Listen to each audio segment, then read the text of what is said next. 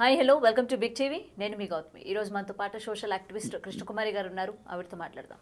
Madam నమస్తే. నమస్తే madam, రోజుకి మనం ఇట్లాంటి ఇన్సిడెంట్స్ జరగకూడదు అని కోరుకుంటున్నప్పటికీ కూడా రోజుకి ఒకటి కాదు రెండు కాదు ఇట్లా వెలుగులోకి వస్తూనే ఉన్నాయి. అండ్ రీసెంట్గా ఇవాళ మార్నింగే నేను వెళ్ళి రావడం కూడా జరిగింది. మేడ్చల్లో జరిగిన ఒక ఇన్సిడెంట్, కన్న తండ్రి కూతురు పైన లైంగిక దాడి చేయడం, 12 ఏళ్ల కూతురు పైన తాగిన మత్తులో.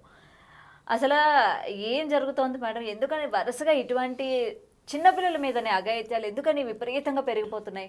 ఇప్పుడు మామూలుగా మనకి నేషనల్ బ్యూరో ఆఫ్ క్రైమ్ దీంట్లో వచ్చే రిజల్ట్ చెప్పేది ఏంటి అంటే, వివరాలు 92% దాదాపు తెలిసిన వాళ్ళ ద్వారానే జరుగుతాయి అఘాయిత్యాలు అని చెప్తున్నారు.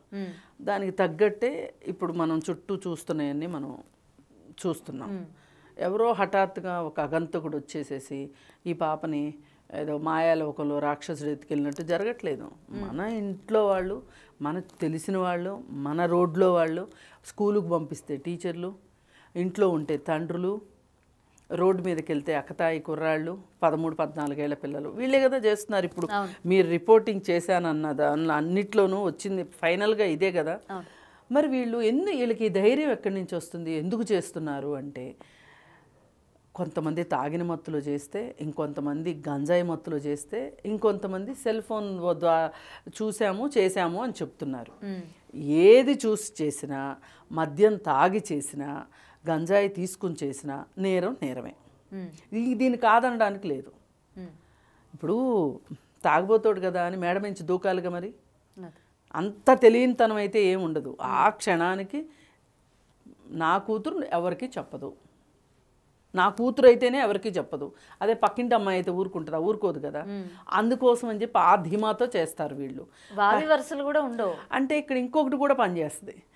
ఇప్పుడు దాదాపు భార్యాభర్తల తగాదాలు ఉంటాయి. వీడు ఎక్కువ మందు తాగుతాడు, వీడిని భరించలేక తల్లి వెళ్ళిపోతుంది, ఈ పిల్లల్ని హాస్టల్లో పెట్టడం అట్లా చేస్తారు. ఇప్పుడు ఈ కేసు ఇదే జరిగింది. సేమ్ తల్లిదండ్రి సక్రమంగా లేరు, తండ్రి తాగుతాడు కాబట్టి తల్లి భరించలేక వెళ్ళిపోయింది, వేధింపులు భరించలేక ఈ పాపను హాస్టల్లో పెట్టారు. ఈ పాపను హాస్టల్లో పెడితే ఆ పాప జ్వరం వచ్చిందని ఇంటికి వస్తే తండ్రి పని చేశాడు. ఆ తల్లి ఎక్కడుంది ఇప్పుడు? ఈ పాప ఎక్కడుంది? వేరే బోర్డ్స్ కూడా తెలియట్లేదు. సురక్షితంగా ఉందని మాత్రం పోలీసులు చెప్తున్నారు. తండ్రిని మట్టుకు తీసుకెళ్ళి జైల్లో పెట్టారు. ఎంత బెయిల్ ఇప్పించుకునే వాళ్ళు లేకపోయినా కానీ న్యాచురల్ జస్టిస్ ప్రకారం ఏదో ఒక రోజుకు బెయిల్కి వస్తుంది. బెయిల్ నుంచి వాడు బయటకు వస్తాడు. బయటకు వచ్చి ఇది మనం ఒక 10 రోజుల తర్వాత ఈ కేసు గురించి మాట్లాడుకోం.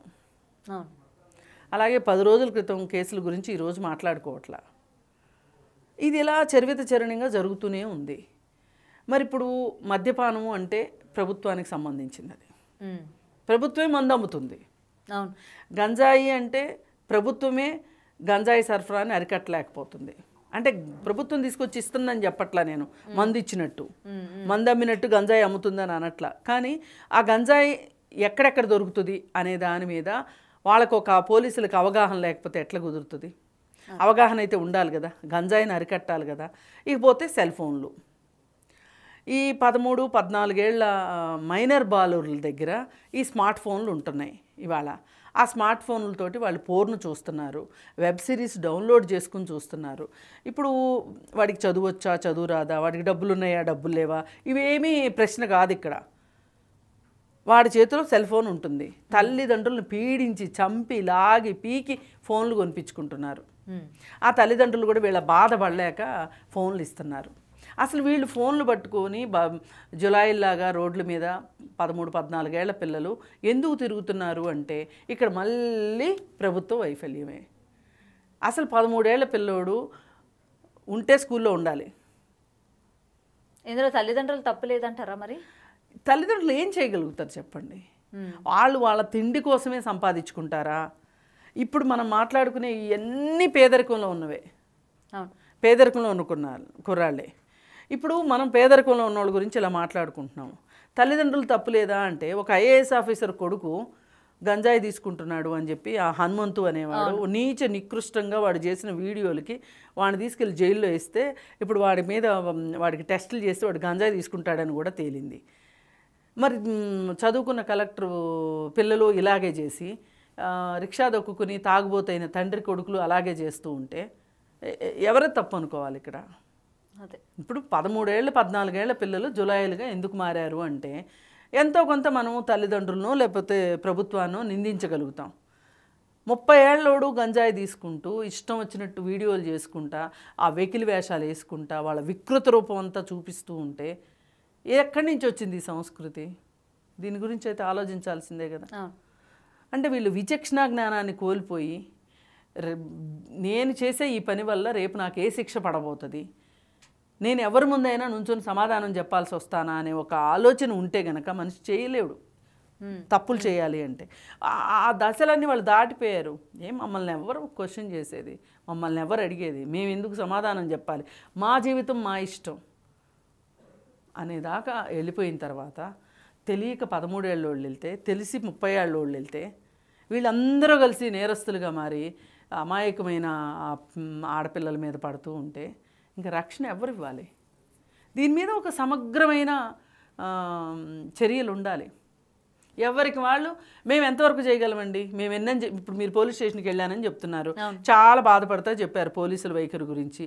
నిజమే, ఏం చేస్తారు చెప్పండి? పోలీసులు ఎంతకని చేస్తారు వాళ్ళు? నేను అదే పోలీసులు ఏంటంటే పోనీ ఇట్లాంటివి జరుగుతూ ఉన్నాయి కదా, అవేర్నెస్ కోసం సార్ ఏం చేయబోతున్నారు ఏంటి అని అంటే, సరేనమ్మా మేమేమి చేయడం లేదు అవేర్నెస్ కోసం, మీరు మీడియానే కదా పిలిపించుకోండి, కూర్చొని మీరే అందరికీ అవేర్నెస్ కల్పించండి అని చెప్పి చెప్తా ఉన్నారు. అప్పుడు అంటే ఇందులోని ఇప్పుడు పోలీసులు విఫలమయ్యారని చెప్పి ఆయన ఒప్పుకున్నట్ట అని కాదు, అది అసలు వాళ్ళు అది మా బాధ్యత కాదు అని చెప్పాలి. ఆయన కూడా ఒక ఫ్రస్ట్రేషన్లో ఉన్నాడు అనిపిస్తుంది. పోలీసు బాధ్యత ఎంతవరకు అండి? ఒక వ్యక్తిని తీసుకొచ్చి లాకప్లో వేసి 2 పీకితే మేమే వెళ్తాం, మీకు కొట్టే హక్కు ఎవరు ఇచ్చారు, మీ పని ఏంటి అసలు? ఇన్వెస్టిగేషన్ చేయాలా, కేసు కట్టాలా, ఇన్వెస్టిగేషన్ చేయాలా, ఛార్జ్ షీట్ వేయాలా, కోర్టుకి ఇచ్చేయాలా, నీ పని అంతవరకే అని చెప్తున్నాం కదా. అక్కడ అంతవరకే చేస్తాడు పోలీసు.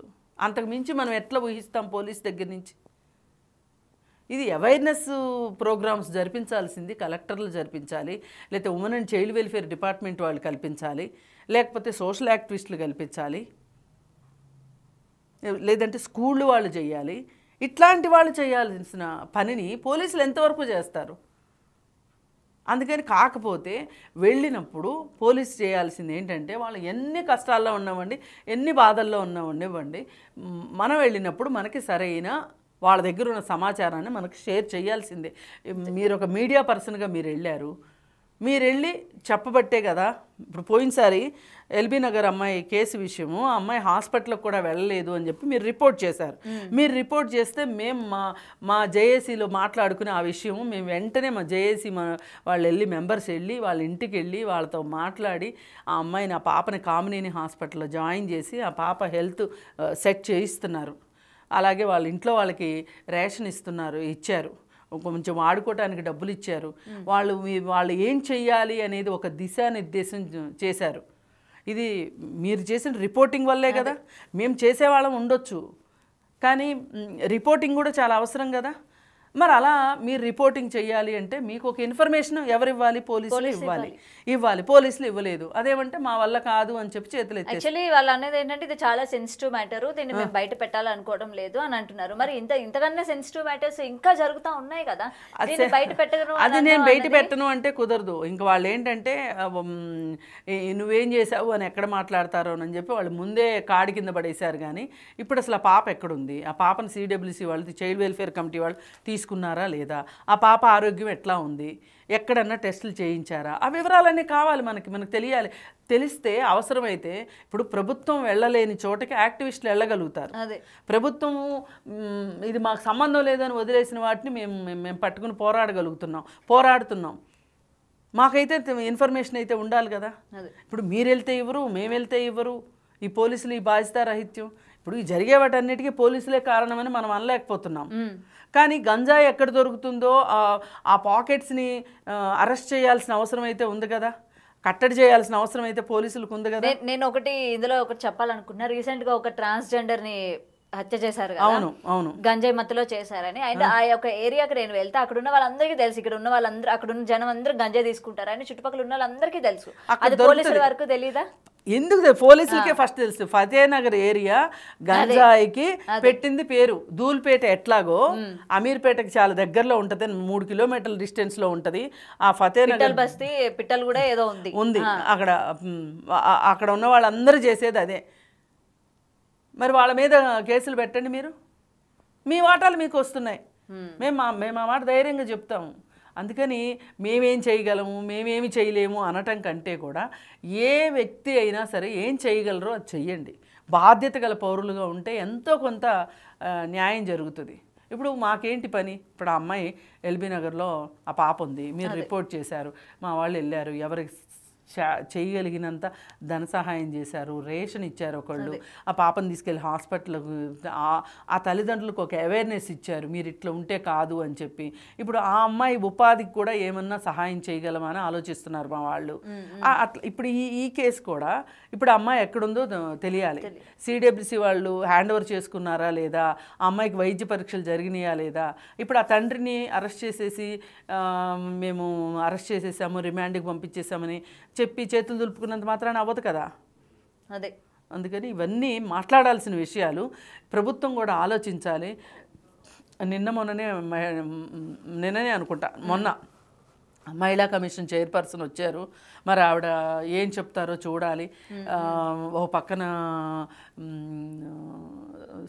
సినిమాల్లో కావచ్చు, లేదు టీవీల్లో కావచ్చు, ఈ రియాలిటీ షోస్ కావచ్చు, వీటన్నిటిలో చూపిస్తున్న చెత్త చెదారం అంతా చిన్న పిల్లలు బూతులు మాట్లాడుతున్నారు. ఇది సోకాల్డ్ మిడిల్ క్లాస్ ఫ్యామిలీస్లో కూడా డబుల్ మీనింగ్ డైలాగులు, చిన్న పిల్లలు ముదురు చిన్న పాటలతో ముదురు పాటలతో డాన్స్లు వేయిస్తున్నారు, వాటిని మళ్ళీ అప్లోడ్ చేస్తున్నారు. ఇవి ఇళ్లల్లో జరుగుతున్నాయి. మీరు సింగరేణి బస్తీ ఇట్లాంటి బస్తీలకు వెళ్ళండి. 2 years బ్యాక్ ఒక 8 ఏళ్ల పాపను ఒక అతను అత్యాచారం చేశాడు సింగరేణి బస్తీలో. ఆ తర్వాత అతను రైలు కింద పడ్డాడని చెప్పారు, కానీ పోలీసులే తోసుంటారని నేను అనుకున్నా అప్పుడున్న పరిస్థితిని బట్టి. ఇప్పుడు ఆ బస్తీలో పరిస్థితులు ఏం మారినాయి చెప్పండి? అవే పరిస్థితులు ఉన్నాయి. ఇక్కడ గంజాయి పట్టపగలు దొరుకుతుంది సింగరేణి బస్తీలో. ఇట్లా హైదరాబాద్ మొత్తం మీద చుట్టుపక్కల ఒక 200-300 ప్రదేశాలు ఉన్నాయి. ఆ 200-300 ప్రదేశాల మీద మీరు అప్పుడప్పుడు కార్బన్ సెర్చ్ అని చేస్తూ ఉంటారు, నాకాబందీ అని చేస్తూ ఉంటారు, ఇవి చాలా చేస్తారు కదా. ఆ చేసేవేవో అట్లాంటి వాటి మీద, గంజాయి మీద ఒక స్పెషల్ టీముని పెట్టి చెయ్యండి. అలాగే డ్రగ్స్ మీద అట్లాగే చెయ్యండి. ఇవన్నీ చేస్తే ఎంతో కొంత మార్పు వస్తుంది. మార్పు రాకుండా అయితే ఉండదు. అసలు అవగాహన కల్పించాలని చెప్తున్నాం స్కూల్ స్థాయి నుంచినే. అసలు 13 ఏళ్ళకి ఒక పిల్లాడు స్కూల్ మానేయడం ఏంటి అనే దాని మీద శ్రద్ధ పెట్టండి. చాలామంది పిల్లలు 18 ఏళ్ల లోపు ఖచ్చితంగా చదువుకోవాల్సిందే. ఇప్పుడు 14 సంవత్సరాలు పెట్టారు నిర్బంధ విద్యా విధానం. 14 కాదు 18 పెట్టండి. ఆ తర్వాత వాళ్ళకి జీవితం బాగుంటుంది అంటే ఇట్లాంటి చెత్త పనులు ఎందుకు చేస్తారు? వాళ్ళకి ఏం ఆశ ఉంది జీవితం మీద? తండ్రి చూస్తే తాగుతాడు, తల్లి చూస్తే 4 ఏళ్లలో పనులు చేసుకుంటూ ఉంటుంది, ఆ తల్లి దగ్గర డబ్బులు తీసుకుంటారు వీళ్ళు. ఈ కుటుంబ నేపథ్యాల్లోనే ఈ మైనర్ చిల్డ్రన్ చేసే పనులు కనిపిస్తున్నాయి. ఇట్లాంటివి మీరు ఎక్కడన్నా చూడండి. పేదరికానికి ఈ మైనర్ చైల్డ్ చేసేదానికి డైరెక్ట్ లింక్ ఉంటుంది. అదే వీళ్ళేమో పొట్టగుట్టుగా అన్నట్టు వాళ్ళ పనుల్లో వాళ్ళు, వీళ్ళేమో వీళ్ళ పనుల్లో వీళ్ళు ఇట్లా చేసుకుంటారు. ఆడపిల్ల తల్లిదండ్రులు ఆడపిల్లల్ని కాపాడుకోలేకపోతున్నారు, మగపిల్లల తల్లిదండ్రులు మగపిల్లల్ని కాపాడుకోలేకపోతున్నారు. పైగా ఏదన్నా మాట వస్తే ఆ అమ్మ ఏం చేస్తుంది అని అంటారు. ఏం చేస్తుంది అమ్మ? అయ్యా తాగి తిరుగుతూ ఉంటే అమ్మ పనులు చేసుకుంటుంది. అమ్మ అంతకంటే ఇంకేం చేయగలుగుతుంది? ఇది పరిస్థితి. ఈ పాప విషయం మట్టుకు ఎంక్వైరీ చేయాలి. ఆ పాప అసలు సిడబ్ల్యూసీకి వెళ్ళిందా లేదా, ఏం జరిగింది ఏంటి? మేడం ఒక రిక్వెస్ట్ అయితే నేను చేస్తున్నాను. ఎల్బీ నగర్ పాప విషయంలో మీరు ఎలా అయితే కేర్ తీసుకున్నారో ఇక్కడ కూడా వీలైతే ఒకసారి, ఎందుకంటే డిపార్ట్మెంట్ తోని నేను ఇంకా ఎంత ముందుకు వెళ్ళి నేను ఇంకా క్వశ్చన్ చేయాలని అనుకోలేదు. ఎందుకంటే ఆ కేర్లెస్ తనం, ఎవరు కూడా సరిగ్గా రెస్పాండ్ అవ్వకపోవడం, నాకు సంబంధం లేదు అన్నట్టు వాళ్ళు అలా ఉండడం. నేను ఒకవేళ నాకు ఇంకా కోపం వచ్చి ఒక నోరు జారిపోయినా మళ్ళీ వేరే ఇంకేదో ఏం జరుగుతుంది ఏంటని చెప్పి నేను సైలెంట్ అయిపోవడం జరిగింది. బట్ ఏంటంటే మీరు మీ తరపున మీరు ఎవరైనా మేడిపల్లి పోలీస్ స్టేషన్ కదా, మేడిపల్లి పోలీస్ స్టేషనే మనకి ఏంటంటే అక్కడ గోవింద్ గారు సిఐ గారు ఆయన టేకప్ చేశారు ఈ కేసుని. సో మీరు అడిగితే కనీసం పాప ఎలా ఉంది, ఆరోగ్య పరిస్థితి ఎలా ఉంది అన్న విషయం తెలుస్తుంది కదా. ఆ పాపకి ఏమైనా సహాయం కావాలి అంటే చేసిన వాళ్ళం అవుతాం. అది కనీసంలో మినిమం ఇప్పుడు ఈ నిమిషానికి ఈ నిమిషం చేయగలిగిన సహాయం ఏదన్నా ఉంది అంటే నేను వెంటనే ఆ పని చేస్తాను. డెఫినెట్గా మ్యామ్, ప్లీజ్. ఎందుకంటే ఆ పాప ఆ తల్లికి సురక్షితంగా చేర్పించినా చాలు. ఎందుకంటే ఆ తల్లి ఎక్కడుందో తెలియదు, ఈ విషయం జరిగిన విషయం తెలిసిందో తెలియదో కూడా తెలియదు. వాళ్ళు ఒరిస్సా నుంచి ఇక్కడికి వచ్చి రెంట్ ఉంటున్నారంట. ఇప్పుడు ఎందుకు మియాపూర్లో పోయినసారి ఇలాగే జరిగితే కన్న తండ్రి చేస్తే ఆ తల్లి వచ్చి తండ్రి ఒప్పుకున్నాడు నేనే చేశానని. కన్న తల్లి ఏమంటది, మా ఆయన అట్లాంటి వాడు కాదు, భర్తను వెనకేసుకొచ్చింది. ఎందుకంటే రేపటి నుంచి ఈ భర్త లేకపోతే పక్కల వాళ్ళు చెప్పుంటారు, నీ భర్త లేకపోతే నీ బతికి ఇంకేమైనా ఉందా, నువ్వు నలుగురిలో ఇదైపోతావు, నీకు రక్షణ ఉండదు, మొగుడు ఉంటేనే ఎలాంటి వాడైనా సరే తాగుబోతాడైనా ఒక మొగుడు అనేవాడు ఉండాలి, ఇట్లాంటివన్నీ నేర్పించి మా ఆయన అట్లా చేయడం అంటే ఈమె ఎంత చెప్పినా కానీ ఈమె ఎంత రక్షించుకుందాం అనుకున్నా పోలీసులు ఏం ఊరుకోరు అనుకోండి, అతని మీద కేసు పెట్టారు, అది వేరే విషయము. కానీ ఇప్పుడు నంద్యాల విషయంలో కూడా ఆ చేసిన పిల్లల్ని ఆ తల్లిదండ్రులే కాపాడాలని చూశారు. ఏదైతేనే నిజం బయటకు వచ్చింది. ఇప్పుడు వాళ్ళని ఎంత మైనర్లైనా వాళ్ళకు ఉండే శిక్షలు వాళ్ళకు ఉంటాయి. వాళ్ళని శిక్షించటం కంటే కూడా వాళ్ళలో ఒక పరివర్తన తీసుకురావాలి. ఆ తీసుకొచ్చే దిశగా మరి ఏం చేస్తారో చూద్దాం. లేదు అనుకుంటే ఇవన్నీ అయిపోయిన తర్వాత బయటకు వచ్చిన తర్వాత ఇంకొంచెం కరుడుగట్టిన నేరస్తుల్లా మారతారా? ఏముంది, చేస్తే ఇదే కదా శిక్ష, ఇంకొకసారి చేస్తే కూడా అదే కదా శిక్ష అనుకున్నారు. కూర్చుంటాం అంతేగాని ఇంతకన్నా శిక్ష వేయరు కదా అనుకుని రాటు తేలిపోతే మొద్దుబారిపోతే మనం చేయగలిగింది ఏం లేదు. ఇంకెంతమంది బలైపోతారు. నిజంగా ఇవన్నీ అంటే లైన్గా ఈ చిన్నపిల్లలనే చూస్తా ఉంటే మైండ్ చాలా డిస్టర్బ్ అయిపోతుంది. చాలా మంది డిస్టర్బ్ అయిపోతున్నారు చిన్నపిల్లలు. ఎప్పుడో మనం ఏంటంటే గతంలో ఇంతకు ముందు ఎప్పుడో ఒకసారి చూసే వాళ్ళం ఇన్సిడెంట్స్, ఇప్పుడు లైన్గా అసలు గ్యాప్ లేకుండా పోతుంది. లైన్గా మన చుట్టుపక్కల ఇవన్నీ కూడా జరుగుతా ఉంటే చాలా డిస్టర్బ్ అవుతూ ఉన్నాం అనమాట. సో ఏదైనా కొంచెం తీసుకోండి మేడం. తప్పకుండా. అదే, thank you ma'am. Thank you. For more videos like this, subscribe Big TV channel.